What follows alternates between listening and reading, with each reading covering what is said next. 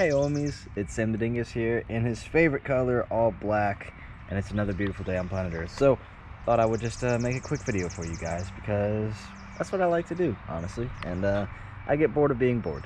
So, here I am. So today, I'm going to be running you through all my knives, but in a slightly different way than my last video where I was just showing it. So, for me, carrying knives is a passion of mine as well. It's something I've always done. It's something I always will do because it can come in handy in a lot of situations. It's a useful utility tool, but also for self-defense, it could have its uses as well, though I much prefer to never have to take it there. You have to be ready for any situation.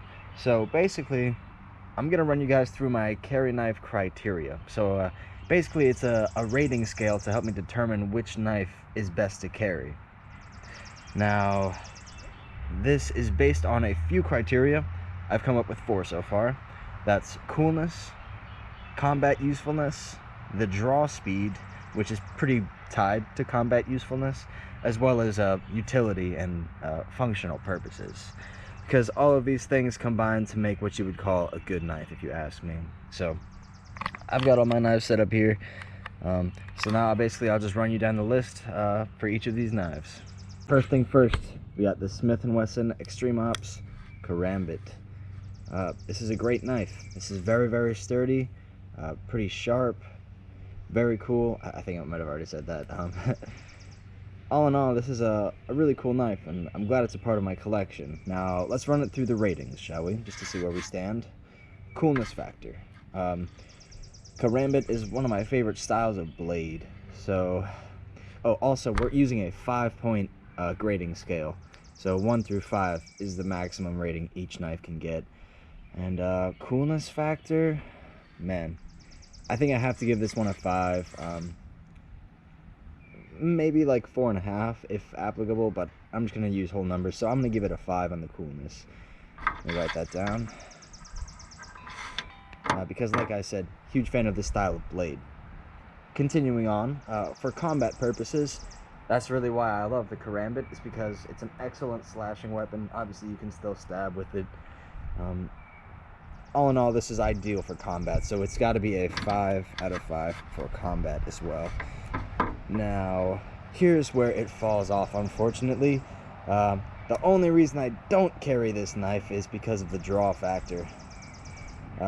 Its positives also become its negatives in some sense. This is a super heavy-duty, very sturdy knife. I'm not really worried about anything getting loose or breaking apart.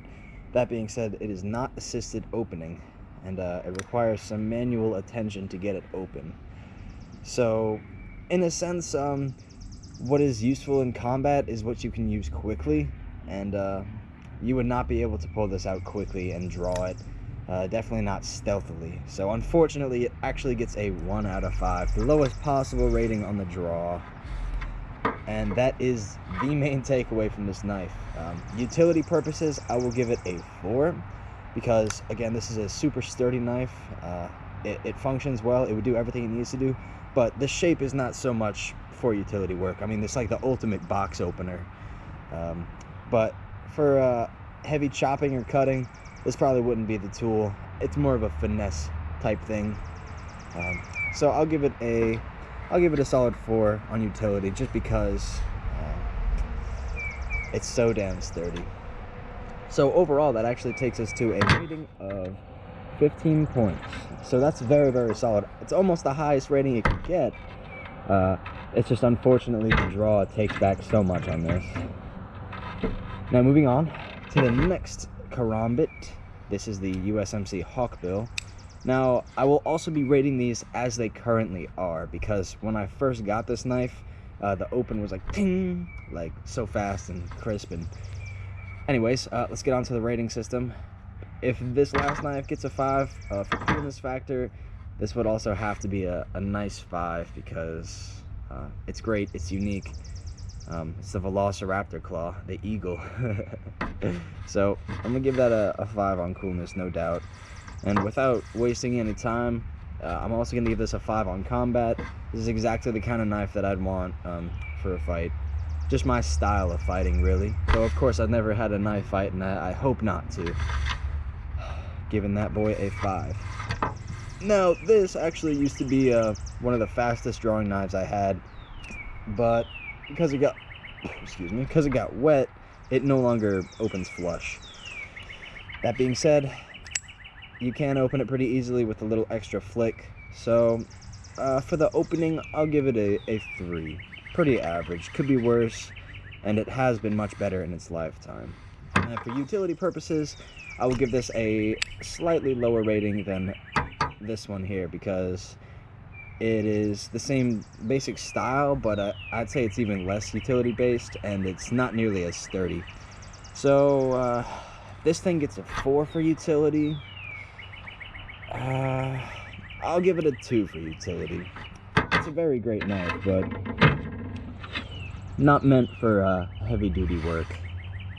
So with that, we actually have a tie currently at 15 for these two. Very cool.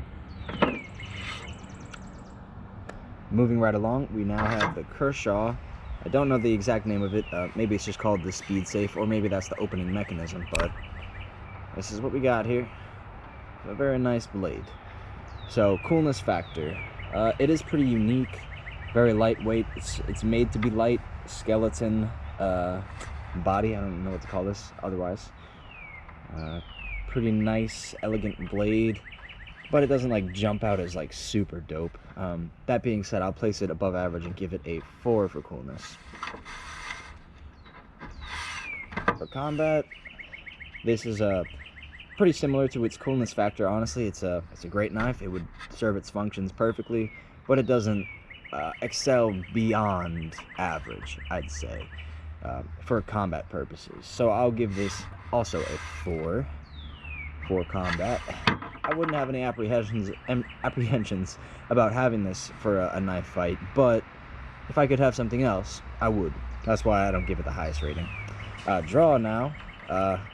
Probably going to be our first 5 rating on the draw, because you can pull it out very quickly. I'm going to just holster it here. Very quick. So that's got to be the highest rating for draw speed, no doubt. And utility purposes. So, like I said, it's a light blade, but it's a good shape. And it's good steel as well. Just not very heavy, but I think it would serve most of its purposes very well. So for utility, I'm gonna give it. See, I'm really torn between a 4 and a 3 here. Well, let's just say 3 for now. Could be better, but it is certainly worthy of any job. So what does that put us at? 9, 12. All right, this is currently our leader, and that means our grading scale is actually semi-accurate, because this is the only knife out of the 3 that I would carry so far, unless there was a specific purpose for it. Moving right along. Now moving into one of my favorite knives, CRKT Endorser. Beautiful blade. All in all, let's get right to it. The coolness factor of it, I think, is got to score pretty highly. I'm used to it being a silver blade, but this time around I bought it with black. I think that looks cool, but the handle design is really nice. It looks like snake skin. You can just get a really good feel for this knife. So, coolness factor, it might not be a karambit, but I think it deserves a 5 score for coolness. Combat. I would say this is pretty much the same as the last one here. Very functional. It would do its trick, do its job just fine, but it's not meant as a combat blade in itself. So I will give it a 4 rating on the combat scale. Draw. Much like the last one, this is kind of its main selling point for me is... This one seems a bit stickier than my other buys of this knife in the past, but nonetheless, it's still one of the fastest openings I've got. So it would be ridiculous to give it anything other than a 5 rating on the draw.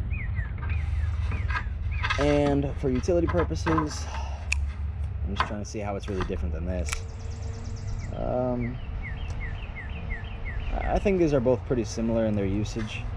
it seems a bit unfair that I would give one of them a 5 rating and not the other, so I will give this... I'm stuck between 4 and 3, but last time I rounded down, so I'll also round down here. This takes us to 17. Currently the highest rating, and still proves that my scale is working well, because this is the knife out of all of these which I have carried the most so far. However, we've got an upset coming up, I believe. This here has been my main carry knife lately. This is the Kershaw. I forget the name of it exactly, but it's one of the cheaper ones. That being said, serves its functions very well. Now, coolness factor. I only buy knives that I think are cool. That being said, this is about as basic as it gets. Single monochromatic. The design isn't crazy or anything like that, but it's not ugly, so I'm gonna give it a 3 on the coolness scale. Combat factor. I feel most of my knives fall into the same general rating when it comes to combativeness. Not quite as good as the Karambit, but about the same as one of these lighter, more elegant blades. Slightly heavier. That could be good or bad. I'm just gonna give it a 4 on the combat scale, because I believe that is fair.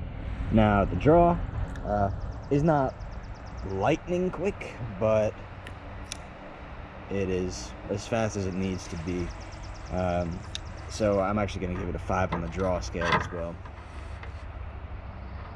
I'll never have any problems getting this thing open quickly if I need it.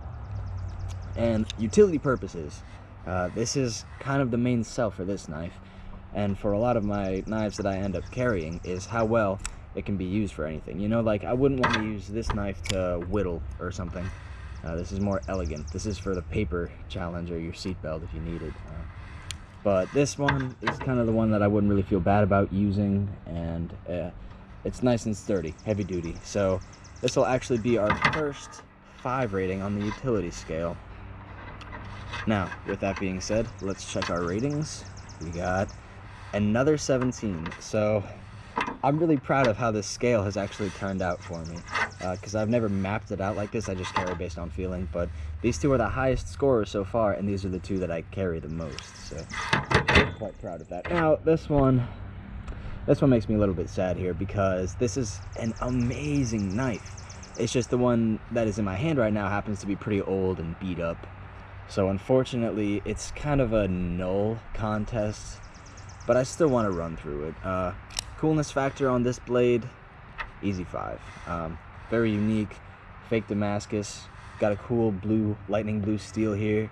It's called the Bloodbone. We got some nice mahogany look here.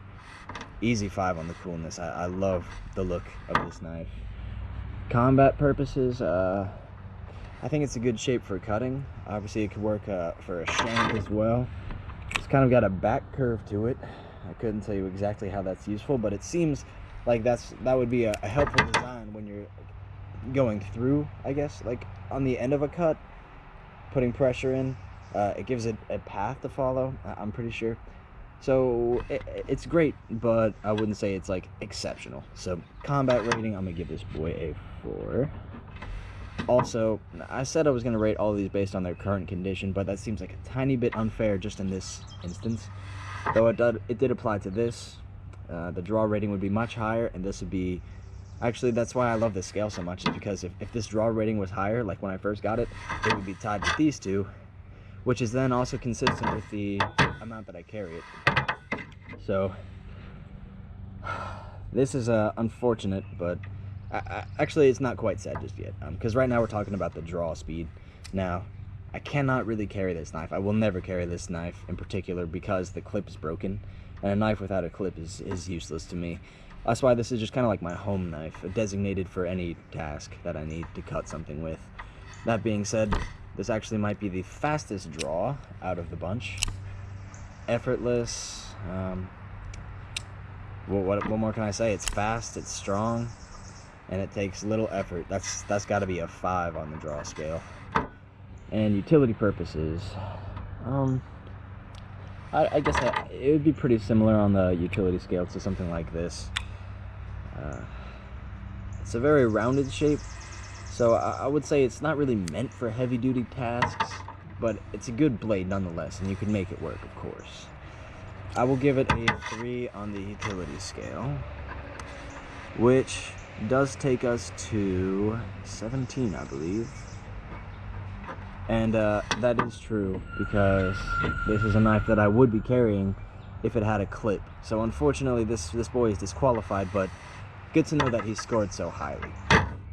Now we're actually down to the very last knife that I have at the moment. I mean, I have more knives, but among my carry criteria, this is the last one. This is a Timber Wolf. I forget what it's called, but here we go. She's a beaut. Let's get right down to it. Coolness factor. It's torn between low and high, I'd say. It's very, very cool color. I do like the design of it. I'd say it sticks out from other knives in its coolness. You know, for example, like, this is a cool knife, but it doesn't have cool colors. And it's definitely much cooler than something like this. So, let me just look at the other scale. If other things can earn a 5, I'm gonna give this one a 5 too. I was deciding if I should give it a 4 or a 5, but I'll give her a 5. I just took a little move because some people are backing down my driveway. You know how it be with that. Like, I guess you could call it social anxiety, but like, they're here for people that aren't me, you know? Like, my parents would talk to them, not me. So me just being around them feels weird. Like, anyway. Now that we've gotten me out of the way, I gave this a 5 on the coolness factor. Now for combat purposes, much like the other ones, I think this would serve its purpose very, very well, but it does not jump out as a knife to fight with. So a 4 seems like the best rating I could give it. It's a very sharp knife, much appreciated. Now this here is also a very quick draw. Some people actually have trouble with it from what I've seen, but it's very quick for me. There's no back notch. It's just one of the ones that you push out. It's got a good spring to it though. So other things scored a 5 for the draw factor, I'd have to give this a 5 for the draw factor. That's kind of why I buy a lot of knives, honestly, for its ability to be deployed quickly. That's of high value to me. And for utility purposes, this is about as high of a rating as it could be, because this is my designated utility knife. It's heavy duty, it's sharp, it's a good shape, it's good metal. Honestly, this is great. Along with the other Kershaw, let's see, let me whip her out for you. These are like the 2 main ones that I designate for utility, and they both work great for it. So I'd have to give this one a 5 rating as well.